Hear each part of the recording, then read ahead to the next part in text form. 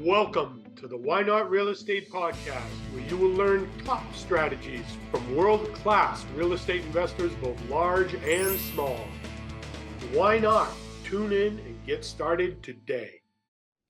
And so I think both as an individual and as an organization, you really need to focus into one particular niche. And so for us as an organization today, we only buy workforce housing, Class B, average rent around $750 when we buy it. We buy around 60 to 70K unit. We typically buy 50 to 150 units. We're typically putting about 10% of the purchase price back into it with light value add.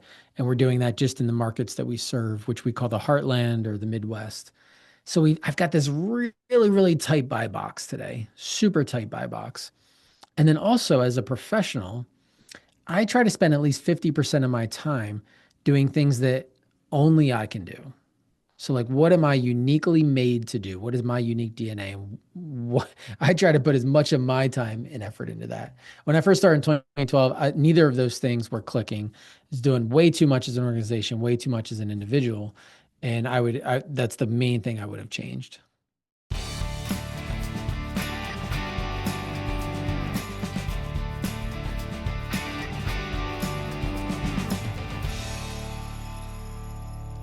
Hey, what's up, all of my real estate peeps? This is Brian Lucier with another episode of the Why Not Real Estate Podcast, where we interview beginners to billionaires, where we believe investing in multifamily rental properties is one of the best asset classes in real estate.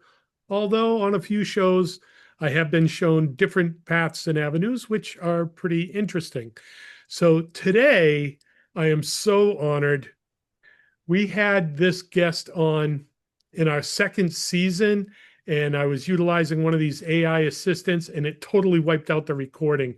So again, I can only apologize to him and let him know how grateful I am to have him back here on the show. So let's rock and roll.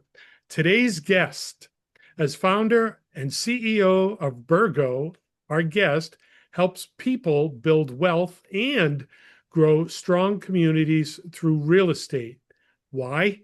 Because real estate is a solid, time-honored way to invest your money, and the ROI of growing and operating real estate goes far beyond just dollars and cents.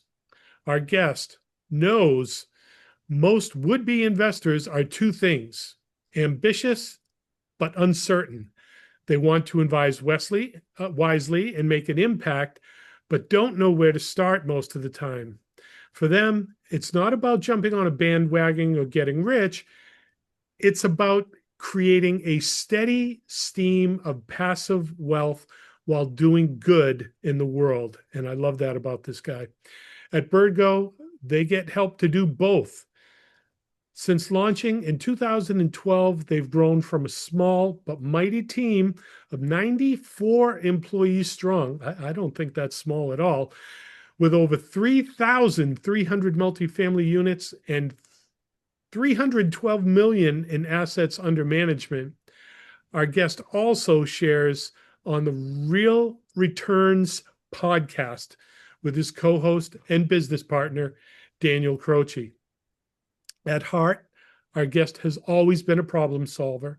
As a born entrepreneur, he has founded 4 companies and worked with several startups, always with the goal of helping people to do more and to do better. Off the clock, he's a volunteer at local nonprofits and his home church, and you can also find him spending quality time with his wife, Shannon, and their 3 beautiful daughters, Ava, Eliza, and Mila. Ladies and gentlemen, all of my real estate peeps, rock stars, and entrepreneurs, it is my pleasure to introduce to the show again, founder and CEO of Birgo and the host of Real Returns podcast, Mr. Andrew Reichert. Andrew, welcome to the show. Brian, thank you so much for having me. It's an honor and a privilege to be here. And even though it's my second time, I am even more excited this time to just be on the show and to get to share a little bit with your listeners. Absolutely. And from the last time I was commenting in the green room, your setup looks incredible. I love what you've done. It looks really, really nice. I'm looking around the room there, and one of us has a better tan, and today it's you. I just got back from a family vacation. You mentioned my three daughters, and it's summertime, so we're hitting the beach a lot. And my Italian genes, I guess, make me tan quickly. Gotta love that. I also, but I'm in Massachusetts right now. I've been here for the last month, and we talked a little bit about that. But I want to be respectful of your time today. And if it's okay with you, Andrew, let's jump right in. Let's do it. Okay, so Andrew, I know a little bit about your story, but for our guests on the show, could you tell us a little bit about what you used to do before becoming a real estate entrepreneur? For sure. Yeah, I grew up pretty humble beginnings, um, kind of first generation entrepreneur, and really got interested in real estate and entrepreneurship in college.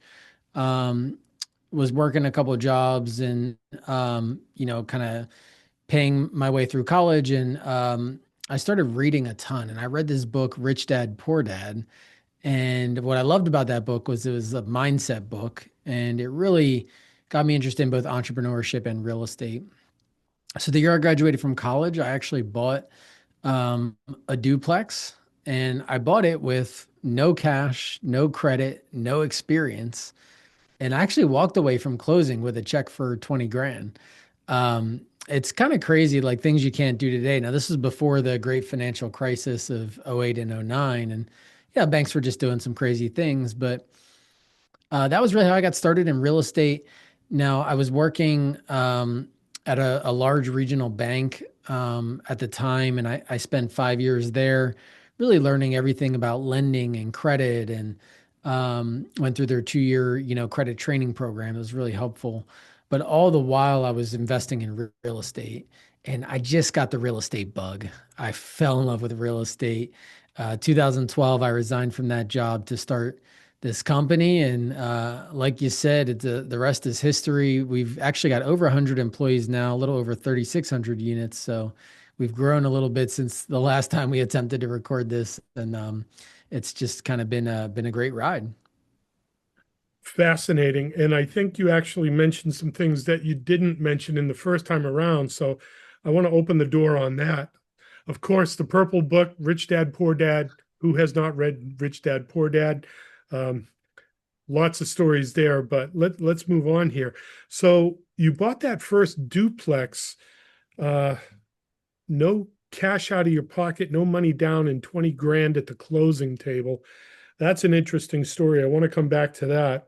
And then as a regional banker, you learned lending, credit, all that, and then opened up Birgo in 2012. The duplex, how do you go from reading Rich Dad, Poor Dad as a college student to pulling down a duplex, no money down? How did that happen?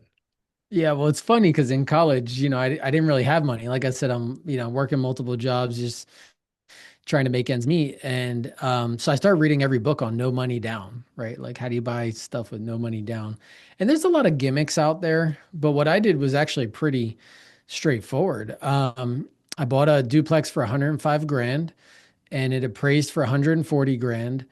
And at the time, before the great financial crisis and Dodd-Frank, the lenders would lend to you up to X% of the appraised value, and even if that exceeded the purchase price. And so I closed on a first mortgage and a second mortgage concurrently at closing, and I walked away from closing with cash. So you read books, you educated yourself, and then to speak Italian, you had the cojones to take action. That's right. You got it. Oh, Although I that, think cojones might be Spanish, but yes, that is correct. okay. Well, then we'll go calzones. Yeah, You had the calzones. there you go. So that must have been a roller coaster ride to read books and then turn the corner and put it into action. Yeah. Yeah, I mean, I've always been wired that way. So, the reality is, I've been a bit of a maverick kind of all my life. So, if you actually rewind a little bit, I got my starts in entrepreneurship in high school.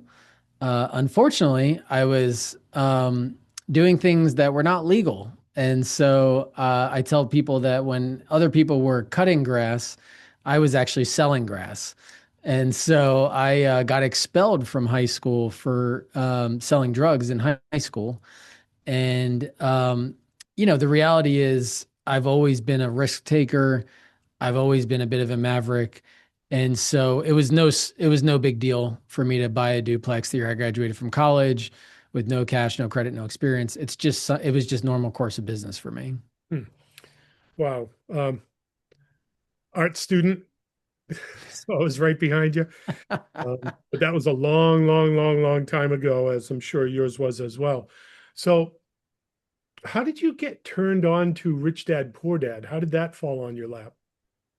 Yeah, well, it's so funny because I didn't realize this until I was in college, but I never actually read my first book cover to cover until college.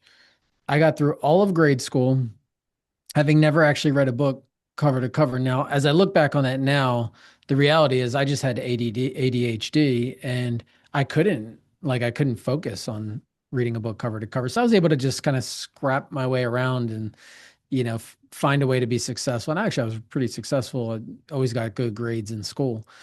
Um, but then in college, I got the bug for reading. And one of the things that was happening is at the time, audiobooks were coming out. So I literally had an old iPod and I would go to the library and I would get CD, like literally books on CD. I'd go to the professional development section, I'd get books on CD, and I would listen to stuff like this 7 Habits of Highly Effective People, Think and Grow Rich, these time tested principles based philosophies. And just Rich Dad Poor Dad was one of them. I just saw it there and I was like, huh, Rich Dad Poor Dad sounds good, I'll try it out. Now today it's a huge thing, everybody knows about it. But it was over 20 years ago, and it just reality is I just stumbled upon it. Maybe it's fate, honestly. If I'm looking back on it, there was probably a reason I stumbled upon it, but it was definitely happenstance. Well, you did show up. You went to the place where that opportunity was, so you showed up. You weren't sitting on the couch. For sure. So so that's how you found Rich Dad Poor Dad. As you were growing up, were there other influences in your life that possibly steered you towards real estate? Um, it depends how you define growing up. I had an uncle who had invested in real estate, actually multiple uncles who had invested in real estate, but I never talked to them about business. So maybe they subconsciously had an impact or an influence in me being interested in real estate, perhaps. Um, I think it's really college was the pivotal piece if we consider that growing up, which frankly, I was still growing up in college. I was still a very immature human being. And so I was definitely still growing up in college. And that was really where I started to have mentors come into my life, speak into my life, tell me, hey, Andrew, stop being a knucklehead, you know, apply yourself to school, apply yourself. And that was really where I started to see real estate as a path to income and to wealth and really to impacting people's lives. So, can you pinpoint that moment where you have these mentors, you're exposed to this stuff, you're grooving on audio books, you're feeding yourself knowledge. I mean, of the thousands of different ways you could be entrepreneurial, what was it that attracted you to real estate? Yeah. Yeah. If I go back and I just look at myself back then in college, I think it was a couple things. One is it's a physical asset. Like I get it. Um, I think I'm like not the smartest person out there, frankly. And so if I look at trying to understand, cryptocurrency or AI, like I get it, but I don't really know how it works. Like an example of that is I know that if I'm in the sun, it actually like my vitamin D levels in my body go up. I have no idea how sun makes my vitamin D in my body go up? No idea. With real estate, it's just simple. It's bricks and mortar. It's a roof over somebody's head. I can buy a duplex for 100 grand. Each side of the duplex is going to be paying 650 bucks a month. I look at the math, I run it through a pro forma. I'm like, this is simple. I'm going to, easily be making $300 a month, positive cash flow, and it just makes sense to me. So when I first got into real estate, that was really what resonated. Other stuff looked sexy, technology, some of the stuff examples I gave, but real estate just made sense to me. It resonated with my profile of investment. The other thing I'll just mention is I've always viewed real estate as kind of a means to an end. Um, and what I mean by that is I think it's really I tell my team today, we're not in the bricks and mortar business, we're in the people business. It's about how we can improve the lives of our residents, our teammates, and our investors. And so real estate is the place where these families sleep at night. It's the place where the community gathers on Sunday. It's the place where you go to work on Monday. It's the place where your children play and, go swimming or whatever. Like all of that is real estate. And so I really resonated with the people side of the business. So good, so good. Yeah, and I say it all the time. Real estate is a relationship business. You're dealing with people. I've never had a toilet call me, right? Yeah, right.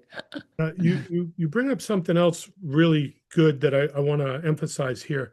You mentioned that real estate is a simple business to understand, and it Mhm. is, right? It's a simple business model, but don't be fooled. It can be hard work. For sure. I mean, No doubt about it. permitting, the personal relationship part of tenants and landlords and investors, getting everybody to row the boat in the same direction, see that vision, share that vision that you said so well that you share with your team. That's the hard part. That's where the rubber meets the road. And you have to make that effort. It's not just a spreadsheet where I'm going to make 300 bucks and wash my hands of the rest of it. Uh, I don't, you hear people say, oh, it's a passive investment. I don't know many investors, unless you're an LP in a huge deal where it's a passive investment. And even if you are an LP in a big deal, you're still watching the numbers to make sure the GP is, being a good boy or girl and all that. Yep. Um, so that's pretty good. You've filled in the blanks for the history on how you got here. So this part of the show, I always enjoy this. This is the time machine. You may remember this from the last time. So from 2012, you're 13 years in full-time real estate. If you could go back and tap yourself on the shoulder 13 years ago, what advice would you have given yourself starting over? And then the flip side of the question for those viewers who are on here for the first time, may have found us or subscribed or stumbled upon us, what advice would you give to the newbie starting out today? But Andrew, we'll take it back to you in 2012, 13 years ago. Hmm. What advice would you have given yourself starting over? Yeah. It's a great question. So first of all, if I was starting over today, there are probably 1,000 things that I would have done differently. The reality is hindsight's 2020, right? Like I would have probably done everything differently. But I'll just point to one particular thing. So when I first started in 2012, I was trying a little bit of everything. So I was a real estate agent with my license, so I'm doing some buyer rep, seller rep.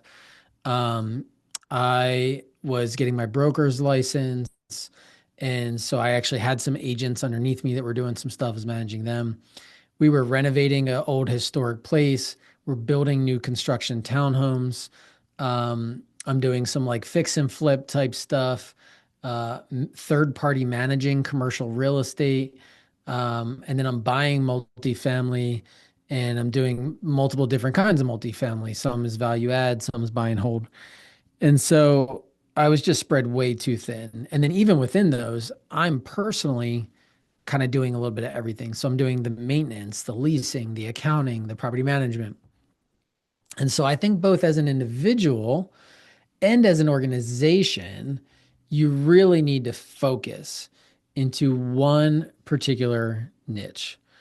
And so for us as an organization today, we only buy workforce housing, Class B, average rent around 750 bucks when we buy it. We buy around 60 to 70K unit. We typically buy 50 to 150 units. We're typically putting about 10% of the, purchase price back into it with light value add. And we're doing that just in the markets that we serve, which we call the Heartland or the Midwest. So I've got this really, really tight buy box today, super tight buy box. And then also as a professional, I try to spend at least 50% of my time doing things that only I can do. So like what am I uniquely made to do? What is my unique DNA? And what I try to put as much of my time and effort into that. When I first started in 2012, neither of those things were clicking. I was doing way too much as an organization, way too much as an individual. And that's the main thing I would have changed. You bring a lot to the table there. Just to sum it up, focus on your niche. And you mentioned you're in the central Midwest. Is that correct? Yeah, exactly. Basically, we call it the Heartland, but kind of Midwest. So what I see, because I'm watching the markets all over the country right now, you already know this, but you're at the beginning of a sweet spot of the next market where you're going to explode and take off right now.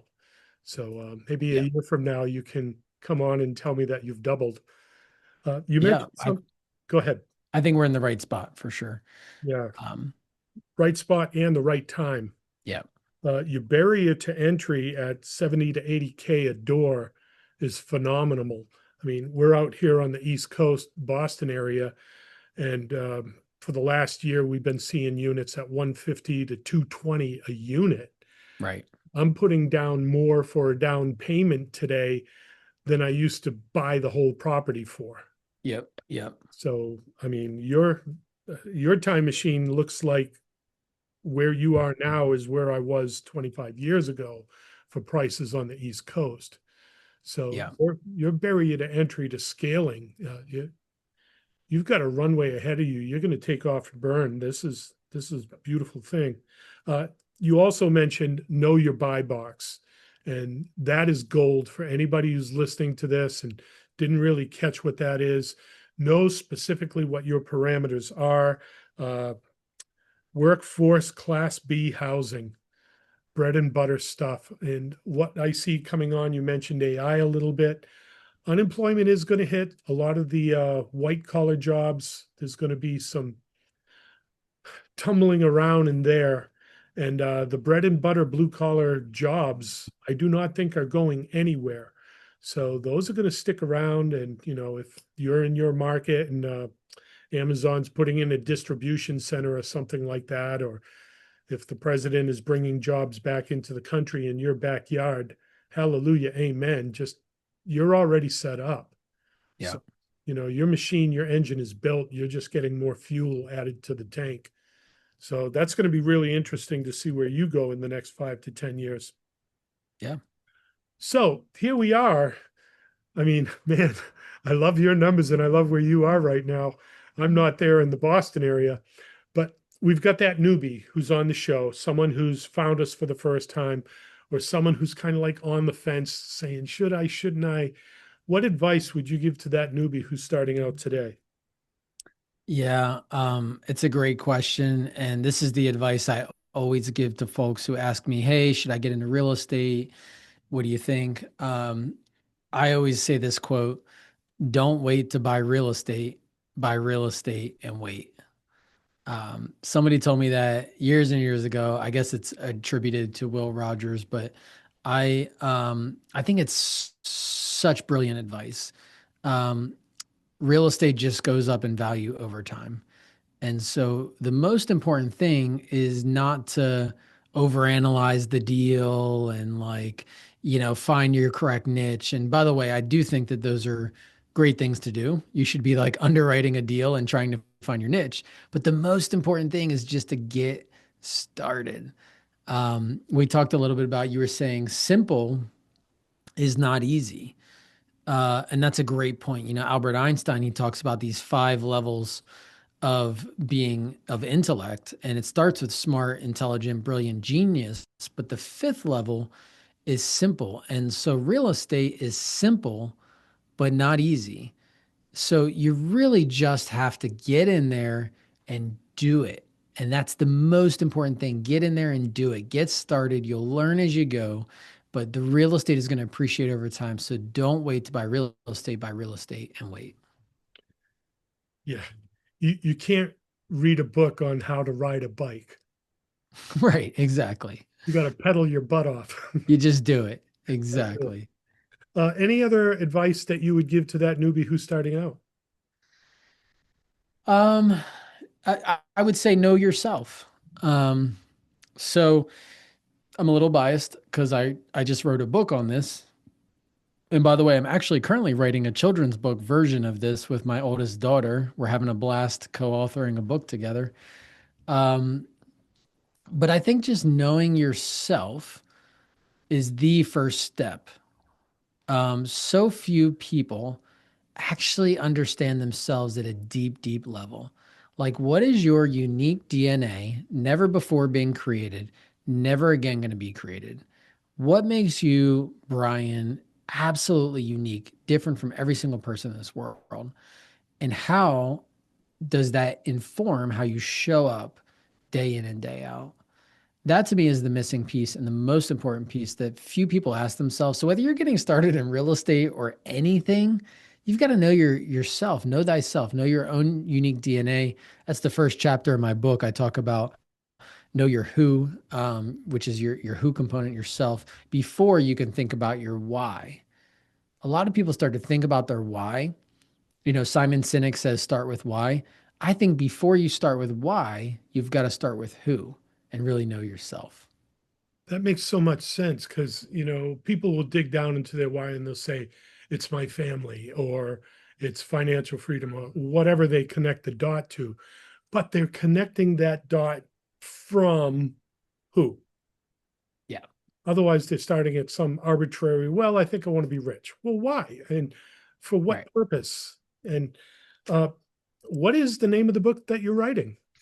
Yeah. So I published a book called Priorities on Purpose, and that's my book about helping adults understand and identify their purpose. And then I'm working on a book with my oldest daughter. It's called Raina the Rhino. We're big on the rhino here at our company. We talk about how a rhino is a symbol of two things. One, alignment, knowing where you're going before you charge, and two, resilience, having thick skin to withstand life's adversity, which for me was, getting expelled from high school, being locked up, getting diagnosed with cancer. Oh, Like God. life is going to bring you adversity. And so you got to have that thick skin to withstand life's adversity and keep yourself charging in the right direction. So me and my oldest daughter are writing Reign of the Rhino. It'll be coming out later this year. So life is funny. My last guess, Sam Asan, wrote a book with his son. Hmm. This was on entrepreneurship. It was Sarim's lemonade stand. Oh, nice. So, he wanted to buy an Xbox or something. And that turned into now writing a book. And I think his son is 8 years old. And he had him write a business plan and do the whole 9 yards. And now here, my very next guess is co-authoring with his daughter. There's Yeah, a trend going on here. I think I got to light a torch here somewhere. for So, sure. Priorities on Purpose. Is this available today in local bookstores? Yeah, available everywhere books are sold. Amazon obviously has it, paperback, hardback, Audible. I like to consume audiobooks, as I mentioned, with my college story there. So you can get it anywhere books are sold.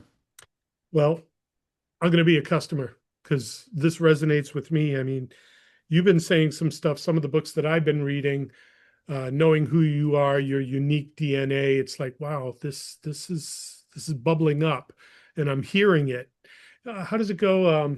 You start noticing red cars when you want a red car. That's so true. So what you're saying to me is resonating with me at my point in life because I need to know my DNA as well. So we'll definitely get this book on the notes here, and I'm gonna be uh, I'm gonna be getting it. I think I like book in hand, toes in sand, so that'll probably be where I end up with that. Love it. So we covered that one. The next one we're going to do is a deep dive here, and we're doing really good on time, so we'll keep going. What's the best deal you've ever done? What type of property was it? How did you find it? And how did you finance it? Oh gosh. Great question. I got to tell you, it's really hard to pick one. Um, Different deals come to mind for different reasons. So it really defines how you think of like the best deal. Some deals I like because they were personal, like passion projects for me. Some deals I like because they're just great return on investment. Um, I'll pick one. A deal that I really like that comes to mind is called Landmark Apartments. It's in North Versailles, Pittsburgh, so just out a suburb just outside of Pittsburgh. It's a 90 unit apartment complex. And it's just well built, visually appealing, all brick, going to be there forever. Um, but one of the reasons I really like it is because our thesis is around acquiring workforce housing in the heartland that's often overlooked and underutilized. And so this is just a perfect example of an overlooked asset. The units needed some tender love and care. Um, but we knew that if we went in and renovated the units, that we were able to get a nice rent bump. So the value add was there. Um, we sourced it from a broker, one of our broker relationships. It was pre-market. That's another reason I really like these kinds of deals. A lot of times we'll get stuff before it hits the market because brokers know us, they like us, and honestly, it shouldn't be a thing to brag about, but we're relatively pleasant to do business with. Like we're having dinner with sellers after we buy an asset from them, and we're not trying to retrade them, and we're just trying to have a good relationship with people involved. So brokers send us stuff off market all the time. This one we financed with a strong local lender relationship that we've done multiple deals with. Um, One of the nice things about them is they know the market well and they knew the assets. So they actually funded not just the acquisition, but also our CapEx plan, which when we can finance that just juices, the leverage and juices the return on investment for our investors. So there's a lot of reasons I really like that deal. But that's probably one that comes to mind. So it's a broker relationship. Lending was a relationship. The type of property, again, because your relationship that you have professionally and personally with people, people like to do business with people they like. Yeah, That's not a hard concept to understand. go figure. So everything, I mean, everything was in alignment. And if anyone's listening to this, you didn't roll out of bed that day having all those relationships.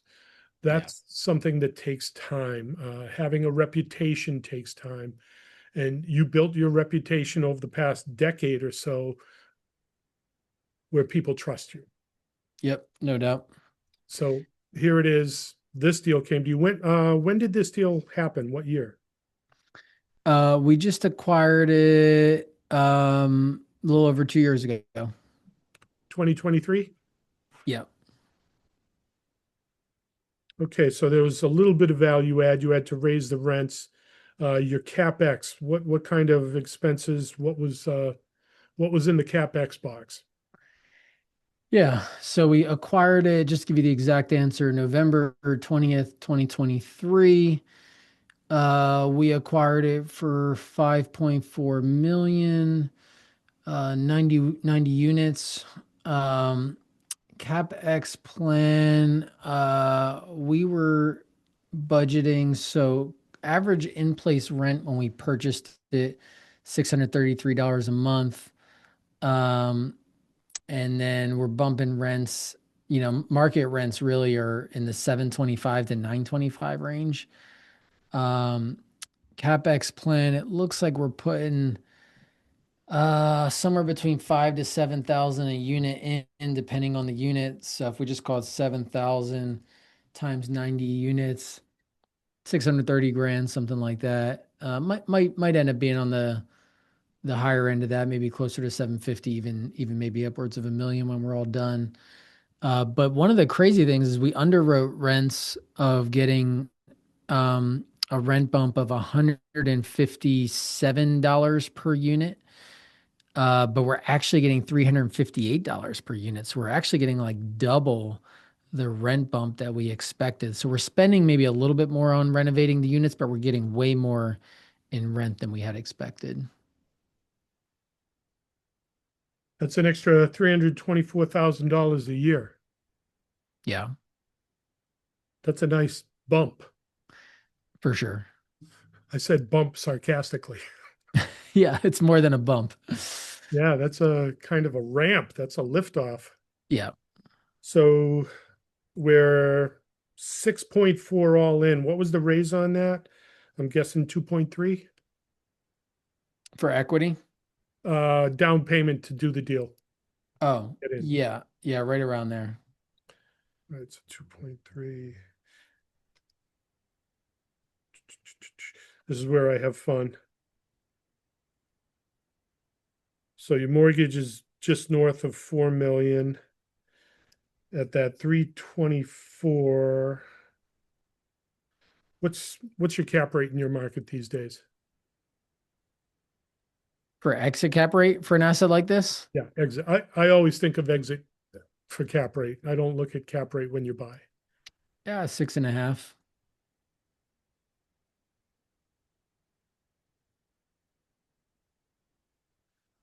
That bring that brings up the property another 4 million in value. About, yeah. When we exit it, it'll probably be, we bought it for around 5. We'll probably exit it closer to 10.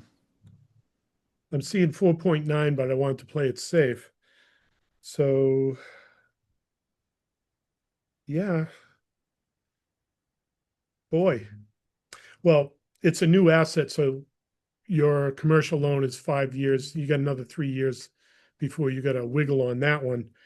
I imagine you've not refinanced it yet or any of that. Nope. No, but boy, that's a sweet little gem. Yeah. Yeah, it's a good So deal. yeah, we can't talk about an exit strategy, but in 2 years, let's just round it up to 5 million in equity that you've added to the property, right? Give Hmm. or take.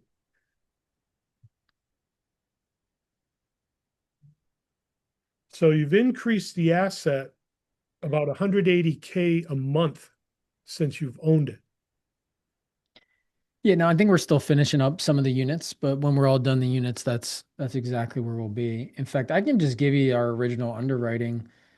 My guess was 6.5, and that's exactly our exit cap rate we have in our underwriting.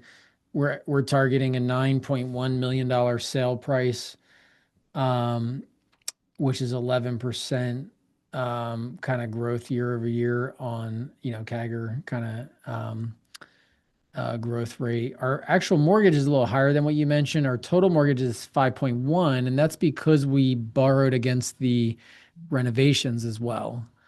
The CapEx got rolled into the mortgage. Exactly, exactly. So equity in um pretty close to kind of what you had said there, and total return, which I think is kind of where you're getting at. We're looking at like low 20s IRR once we exit, basically a 2.3x multiple on equity invested over a 5-year period. The next 3 years are going to be very interesting in multifamily. Yeah, no doubt. And based on where you are in the country right now, I think your numbers are conservative. Yeah. Yeah, I think we're well positioned to capitalize on it. I do think I mean, we always underwrite conservatively. Like as I said, we're way ahead of our estimated rent bumps. So That's fine. We want to estimate conservatively and make sure that we can kind of under promise over deliver for our investors. So you've got a gem. This is a diamond. It was a diamond in the rough. You polished it up. Now it's wonderful property. What would be the factor for you to, I mean, what's the thought process to cash out, refi, pay out the investors and keep it as a buy and hold, or to sell the asset and start all over again somewhere else? Where, I mean, I could ask that question to 10 different investors and get 15 different answers. Yeah. I Yeah, mean, I mean, it's honestly a complicated question, and the reason is because there's so many factors that go into answering that question. What's the market when we're trying to exit? If it's a seller's market and it's super hot, we're going to be more inclined to sell. If it's a, buyer's market and it's not super hot, we're going to be more inclined to refinance. And what's the property doing from a cash flow perspective? Um, is there enough, kind of juice there to squeeze? And can we take it for another round of value add? So we do 5 years.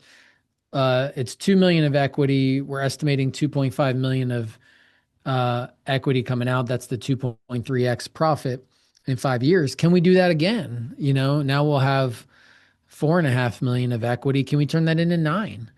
I mean, we just have to re-underwrite the asset and say, hey, over the next 5 years, can we do it again? Does it have another round of value add? Does it have another round of holding? What's the cash flow look like? So I would say by and large, we like to hold when we can. But we're sellers. We're also sellers in a seller's market. We're going to be rational about selling when the time is right. I think the key takeaway here for anyone who's listening to this, I mean, I asked you what you said was a difficult question, and you came back with about 5 or 6 questions that you would ask yourself. So the end of the story here is that you have multiple exit strategies Yeah. depending on the market, depending on the deal, depending on the cash flow, depending on the position, depending on where the market is going today. So I think that is, I mean, that's the golden answer there. It depends. And the answer is to have multiple exit strategies.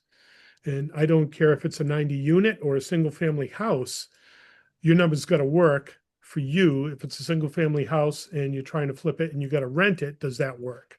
Yeah. Here you've got a 90 unit, which is a wonderful asset. I mean, just picking up, you doubled where you were. So there's like an extra 160,000 in cash flow in this deal that wasn't in your numbers when you went into the deal. Yeah. So that's a nice place to be. I mean, I don't like being comfortable for too long because then you get a little itchy and what's next, right? You got to keep moving and breathing like a shark in the water. If it stands still, that's it, right? Yeah. So yeah, and not that real estate people are sharks, but we have to evolve and grow. That was a really good deal, and it's still in progress. Yep. Um, any other details or icing on the cake for that deal, or even warts that you might want to share? I mean, it's always, I like that people on the show will say, yeah, it was a great deal, but permitting was a bear or whatever. Sounds like you've got the relationships in place. What was probably the biggest issue you had to overcome on that 90 unit? Yeah. Well, anytime that you're doing value add, um, like construction, in my opinion, is a risk.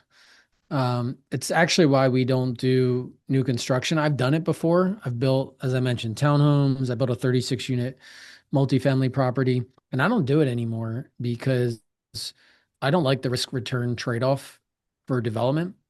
Again, we're getting low 20s IRR, easily getting mid-teens IRR as a portfolio, um, for just buying stabilized light value add multifamily and adding a little bit of value. Whereas development, maybe you get low 20s, mid 20s, but I just think the risk is way higher, way outside this risk return. But we do still do some construction. So if we got to go through and renovate 90 units, put $1 million into it, whatever it is. And so that requires a lot of man hours. And so I think the biggest hurdle that we've had to overcome is really getting vendors to stick to timelines to complete the units and to do them on time and on budget. There's just any delay of that or overage in cost just crushes the business plan. It crushes the leasing efforts. It crushes everything. And if we need units delivered in the summer and they get delivered in the winter and we miss peak leasing season, we're done. And so I'd say that was the biggest hurdle. We've done a couple things to overcome it. One is just have a bunch of vendor relationships and bring in new vendors when other vendors can't make it happen. The other is just, we'll self-perform a lot. We've got of our 100 employees, about 50 of them are boots on the ground. So we've got a team that we can rotate around to get units turned if push comes to shove and vendors aren't coming through. So that's kind of what we've done to sort of solve that issue. It sounds like that hurdle, I asked it about the 90 unit, but it sounds like that was one of the biggest hurdles across the board for your whole company, being able to hit your deliverables and having the vendors perform on time. Yep, exactly. Any other hurdles you'd like to add to that? I know we got about 10 minutes to go here. We're doing pretty good. Yeah, I mean, I guess I would just add like that this is a thing I would mention to your listeners is just a learning in general, but the people really matters. So the the people that are involved in the property management, the leasing, the maintenance, whatever it is, will make or break the deal. And so getting good people is really hard and keeping good people is really important. And, one of the things about us as an organization is we have top 1% employee engagement. And I really attribute that to we take this priorities on purpose concept and we teach it to our employees. We treat them like humans. We try to understand their unique DNA.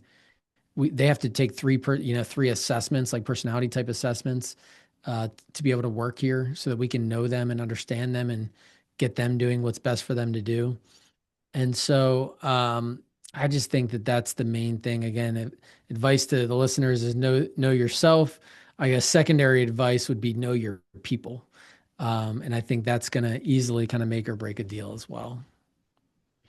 You got a nice segue here talking about priorities on purpose, your book. Here's where I'm going to turn the page. Pardon the dad pun there. You'd mentioned Rich Dad, Poor Dad, Think and Grow Rich. What was the other one you mentioned? 7 Habits. Seven Habits. Steve Covey, I believe. Yep. Yep. So we've got three. We'll post those up for our listeners as well. Is there another book that had an impact on you as a real estate investor? So all of those books impacted me, I would say, as a person. Like they're all mindset books. And that's what I love about them. Personally, I think that the mindset is more important than the nuts and bolts of, cap rates and NOI. I think you can learn cap rates and NOI anywhere, anytime from anyone. I think it's harder to learn the mindset that is necessary to be successful. And so that was really where I started my personal growth journey. The 7 Habits of Highly Effective People. I listened to that again on my iPod probably 10 times during college. Mm. I would just sit there and listen to it and listen to it and listen to it. Um, and I do think that that has impacted, me being a real estate investor, but it's not a book about real estate investing. And so, honestly, those three books are the three that come to mind, like Rich Dad, Poor Dad, Think and Grow Rich, 7 Habits of Highly Effective People. I mean, I've probably read, 100 similar books, like the similar mindset books, but those are the three that really were stand out to me that have kind of formed my thought process and my mindset. One of my favorite stories from the Seven Habits, he was on a bus leaving the hospital. Yep. Uh, well, he was on the bus. but this family came on and the kids were like jumping all over the place. And he was getting a little agitated. He said, "Hey, father, do you think maybe you could say something to your kids?" And, the father was distraught. They just lost their mother at the hospital. He says, "I haven't even had time to process it." So Yeah. to that point, you never know what the other person is going through. So, Yep. the seven I habits, that's like one of the top stories that burned into my mind on that. I Um, love that story. I talk about it and think about that story all the time.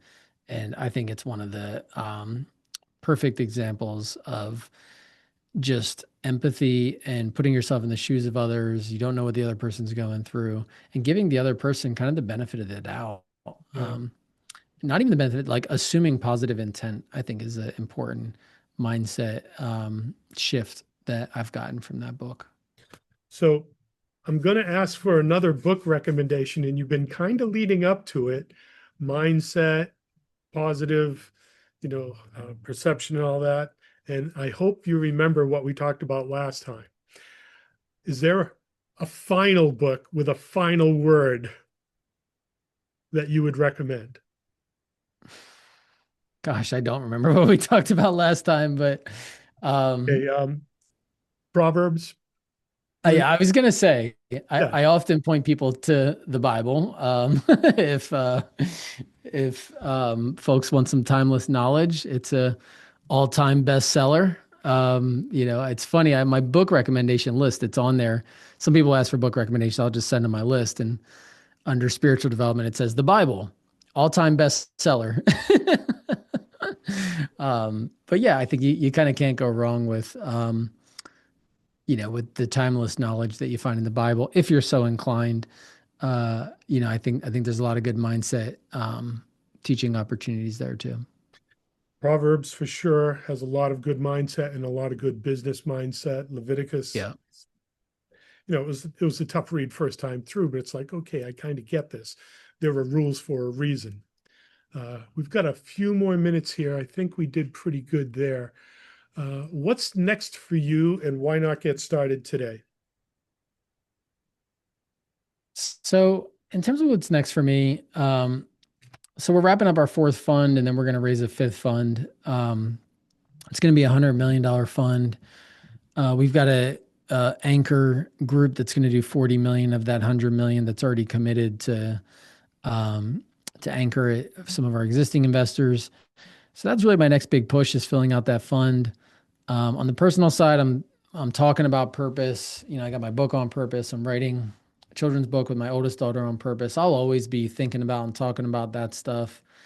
Um, you know, Professionally, I'm also, we're kind of pivoting our investor base a little bit to even more high net worth individuals. It's been like high net worth and ultra high net worth folks, but I've been in the family office space for a little while now. Kind of thinking about setting up my own family office and sort of been networking with folks in that space a little bit. So I think we're just kind of having a little bit of a different conversation organizationally as we kind of grow up and launch a bigger fund and raise bigger chunks of capital. But what we do hasn't changed and it won't change. And I think we deliver great returns, outsized returns for the risk profile for sure. Um, and I think that we'll continue to do that. In terms of why not get started today, it's actually funny because we are launching that new fund next month, and I am working on the children's book. And again, I mentioned I'm a little bit of a maverick, so it's hard for me to not do things today that I want to do. If anything, what I need to do is temper myself a little bit and give myself a little bit of grace for when things take longer than expected. So in many ways, we are getting started today. Well, I think you know who you are and you understand your DNA, so you're pushing that envelope, and you know how to do that for you. Yeah. It's going to be different for everyone, but I think you've got a good pulse on who you are. Yeah. So here comes the question. What should I have asked you today that I didn't?